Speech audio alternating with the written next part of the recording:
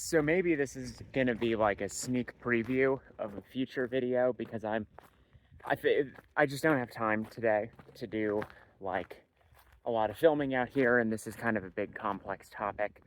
But I do find myself passing through Green River, Utah, and taking a look at some of the historic sites related to the Athena and a couple of subsequent missile testing programs that were conducted here. I have not done any research, so like I vaguely remember reading about the place that I'm standing right now. I just can't remember what it was used for. They did some testing with TELs out here, so this might be one of the places that they set up the TELs.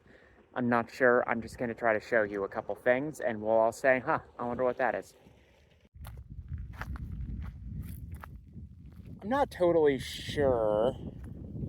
I believe there used to be a building, or it might have been a trailer here, and so a lot of this just scrap metal. Looks like HVAC stuff, ducting. Probably came off of that. It might have actually been a built on-site building, I'm not sure. And then there's this tower, and it's got that section of scaffold decking on it.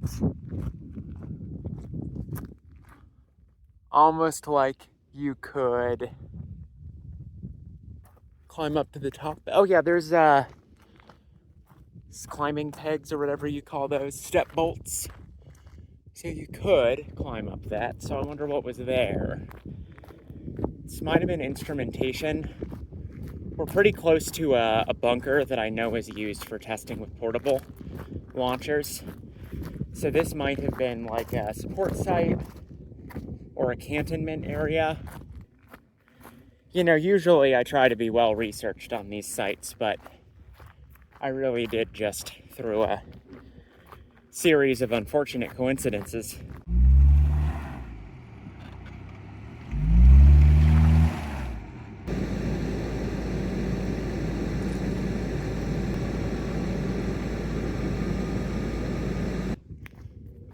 End up in Green River today. So it was probably over a year ago that I did most of the research to, with the intent of making a video about this site, and then I just haven't had time to come and spend probably 2 days here because there's so much. This is just, one little corner. There were 3 or 4 separate, and it's funny that it seems like someone cut the fence considering the gate's wide open, but maybe it wasn't at the time. This must have supported something. There were 3 or 4 distinct military programs that were conducted out here. The Athena program was kind of the biggest and best known, but it was sited here in part because there was some existing contractor infrastructure. So this is definitely an electrical backboard. And we definitely have some sizable cables, but that's it. So probably power supply from somewhere. Almost looks like a vehicle floor mat. Tetanus hazard. Okay, not much else to see here, I think. So I'm gonna have to read up and before I make a real video about this installation, figure out what this is. I'm just kind of straining my memory. Cantonment area for the mobile launchers does seem like it might be correct. If I remember right, there was 1 building here and the rest was tents, which kind of fits with what we're seeing. Okay, off to the next place, which you can actually see on the horizon right over there. That's where the mobile launchers were actually set up. So here, this is interesting. We got a capped well, Delta Petroleum, Greentown, State 36-1105, Northwest 30, I think this is a township and range, 36 to Northwest of 36 of 21 South 16 East. API, that's like a petroleum producer number, right? H30193150 Wildcat Field, Grand County, Utah. So I don't know if, I mean, clearly there was oil extraction here, huh? Because look at that. But I'm not sure if that was before or after military activity at this site.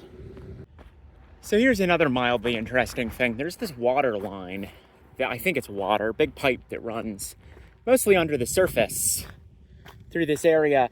And I just can't remember if it was military or not. It might have been, but I don't think it was oil. Huh. See, I'm really going off of faint memories of the research I did. We actually had to cross over it once. I guess if I was planning ahead more, I would have gotten a video of that. But it's buried by this point, and we just have this big old valve. I don't know. No, I think that's specifications on the, like, butterfly flap that's in there. Yeah, I don't know. I'm not 100% sure what this pipeline was for. There's a post up there. Is that another well marker? Could be. We're going on a journey of discovery with me here. Let's keep driving. So here we are at the actual shelter for the mobile launcher emplacements. This is like, a timber and kind of built up earth bunker.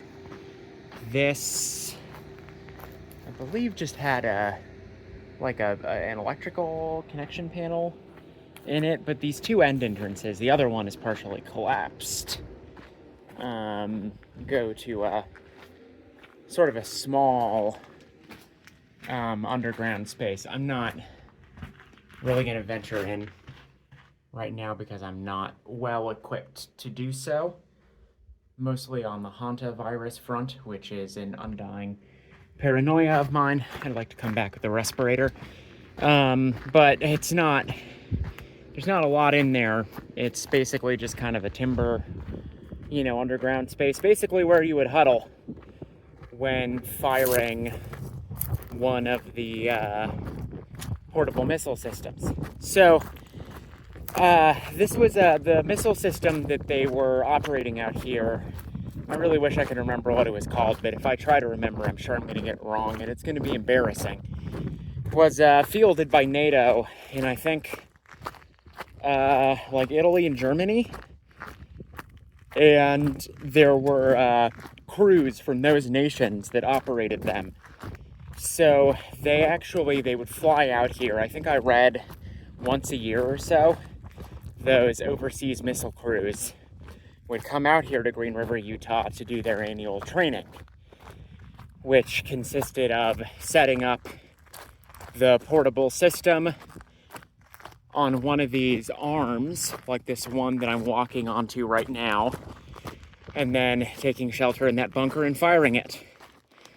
I read a little bit about this program. There was some contention, I guess, because number one, the annual exercise served partially as the testing for the missile system itself, which meant that the foreign missile crews would come out here with their missile system. Like, they had to pack it up and ship it here and then reassemble it.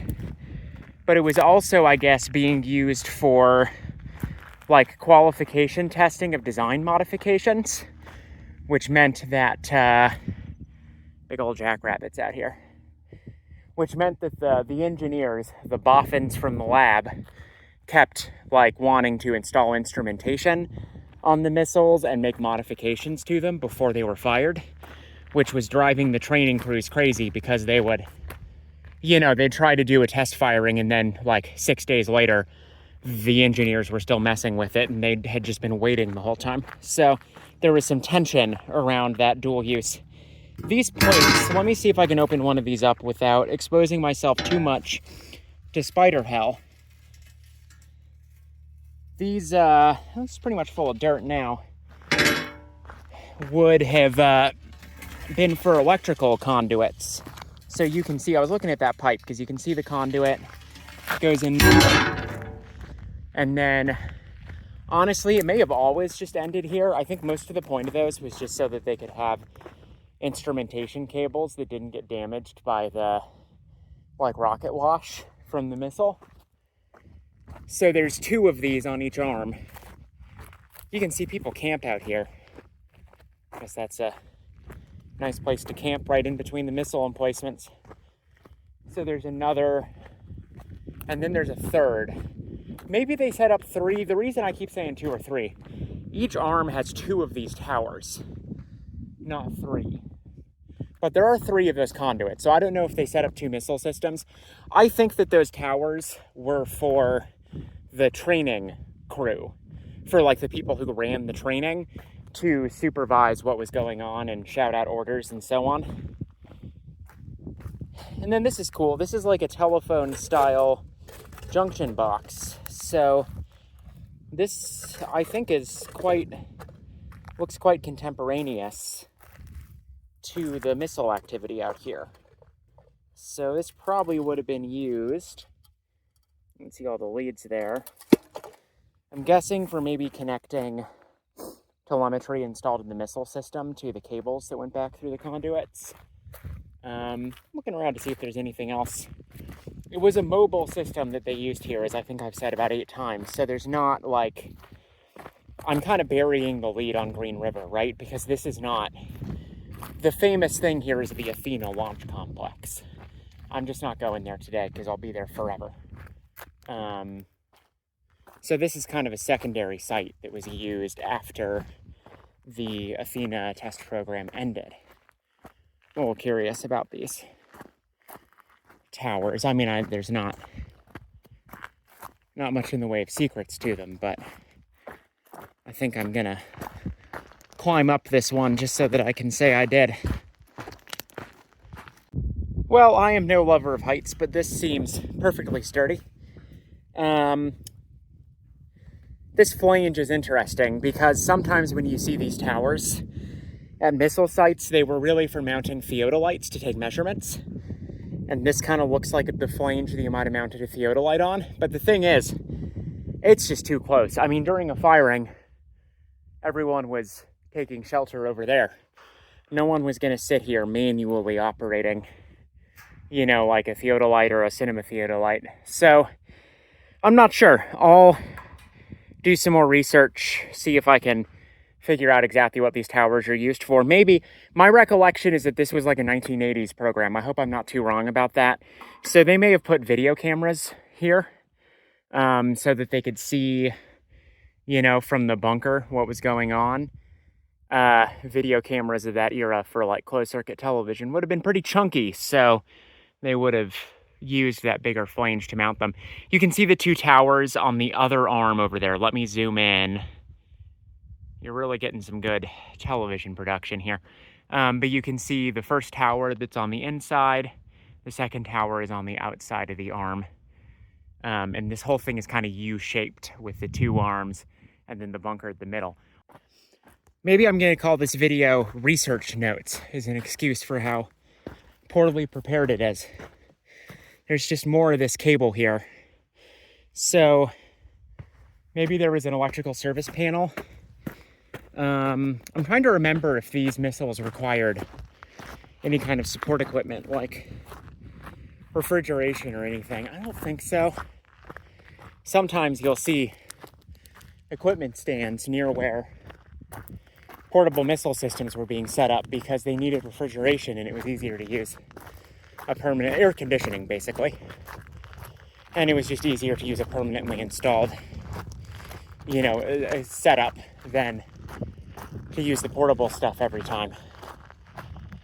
The missile systems, you know, these portable missile systems, the process of erecting them could still be rather lengthy.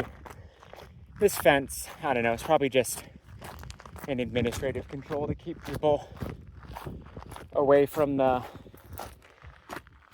emplacements.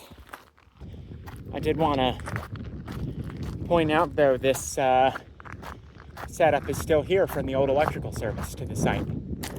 So it comes in from, I don't know who the utility is out here. And that big kind of H-frame setup with the 2 poles and all the doors on it, I think they would have put transformers up there. And then you can see, I don't really see these anymore. I don't know if they're not used anymore, or, you know, if there's just a way that's cheaper now. But it's got these brackets. That bracket on the end there, let me zoom in on it. So I think the kind of angular metal bracket up there is where the transformers would have been mounted, but then down below is this bracket with the 3 insulators. And so that would have been like your 3 phases, and then the bottom position I think would have been the neutral, just not even on an insulator, and it would have hung from there over to where is a good question, because I don't see, I'm not even pointing my camera the right way, I don't see where it would have landed over there on the bunker. So maybe there's something that's missing now where the electrical service used to come in. But this would have belonged to the utility, you know, which is Pacific Corp, apparently. Visual 2021. Often the electrical utilities, you know, when they put in something like this, they leave it and they kind of keep it maintained because they're figuring if they ever have to reactivate service out here, now it'll be easy. But if you look up there, you can see all the doors are open. So this is kind of disconnected. And I bet this line ends here. So I bet it's not even energized. You know, before those doors, there's probably another set of cutouts that are open somewhere further down the way back towards town. Okay, I think this is it for wandering around the launch site here. I'll just point out what I mean when I say the bunker is kind of collapsed on one side. I will, when I come back to make a proper video look inside. I just have to bring a respirator and God knows maybe a Tyvek suit just to reassure my fear of spiders. Let's check out the hill and then I gotta go. Okay, we made it to the top of the hill. So you can see the bunker and launch site we were just at is off there in the distance. This radio tower was built for the Athena program, but I believe it has been reused, which is interesting because of the road up here was actually pretty bad. You can tell it was paved at one point, and now we're kind of to where the pavement is doing more harm than good because you keep having to get up off and on it. But so that made me think maybe this isn't used anymore, just because it kind of doesn't seem like technicians are coming up that often. But look at this generator. This is like nice and new, this propane generator. And the electricity's on up here, although that's not unusual because of the obstruction lights. Got termites, I think, all over, but I'm just COM W004W00408, and the FCC registration number is just blank. So that's not much help, is it? But I can search geographically and see if I can find this air conditioners, and we can see what's coming out to the tower there. But most of this must be disused because all we have up there looks to be 2 microwave antennas. One pointing behind me, and then the other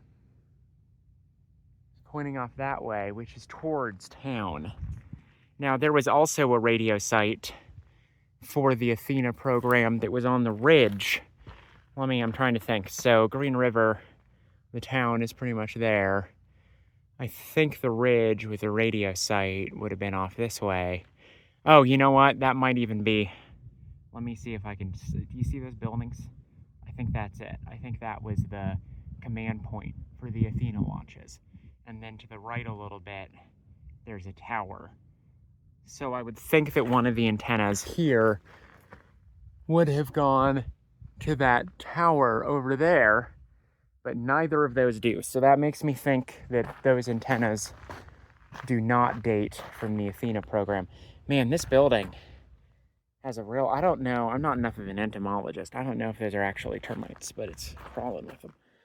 Of course, I think it's concrete, so they're probably not having much fun eating it, but you can see too that this pass-through panel is not the original one, right? There used to be a little different pass-through setup going on here.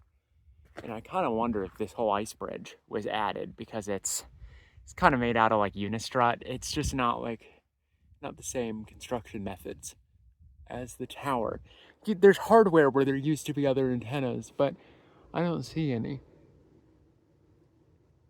Maybe a couple spots where there used to be like VHF antennas up there, but there aren't any more. Electrical service to it. Just your normal pole top deal. Air vents. I think these are, yeah, grounding rods. You can see grounding cables running around here.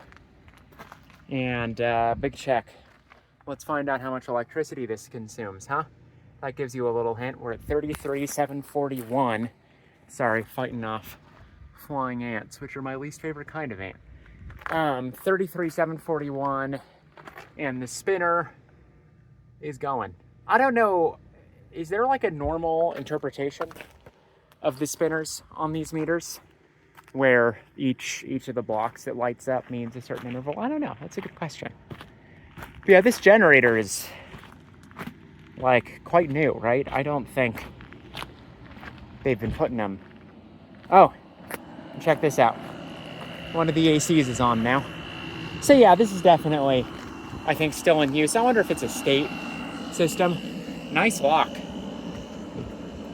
Boy 342 on it. So someone doesn't want you getting in. This might be left over from the old style of door. This might have had a big storm door over it originally that held down. Anyway, I think I'll call that it for now. It's kind of cool how this is guide, because this side, it's guide all the way down, because we're just on this little prominence here. Cool little radio site. I'm gonna see if I can figure out who is using it these days. Basically, a large portion of just the stuff you can see from here, even kind of in town, was related in some way to the military activity here, mostly to the Athena program. So when I, get to doing an actual video about this, I think it's going to be a long one, because there's several eras of history here. There's interesting aspects, and I haven't even come close to showing you the most interesting thing here in this video. This is just a quick drive I had a little time for before I head on back home.